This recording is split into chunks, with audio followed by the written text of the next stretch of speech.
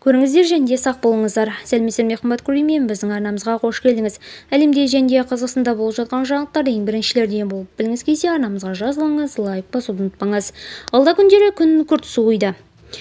Атлант мұхитынан келген ылғалды толы циклон Қазақстан аумағында орайына ықпал етеді. Циклонның фронталды бөліктерінде қар, бұрқасын күтіледі.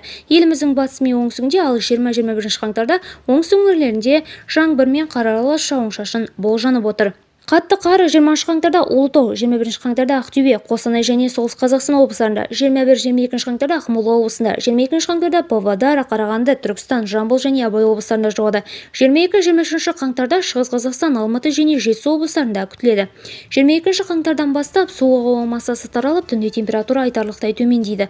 Батыста температура 10-20 градус аяз, солтүстік-батыс пен солтүстікте 20 градус аяз, орталық пен шығыста 25-35 градус аяз, оңтүстікте 12-25 градус аяз. Қазгидромет мамандары ел тұрғындарын қатты аяз бен күрделі ауа райына дайын болуға шақырды. Видеомыз кеңінен таралу үшін лайк басып жақындарыңызға таратуды ұмытпаңыз. Қымбатты көрермен, бізді бақылауда жалғастырыңыз.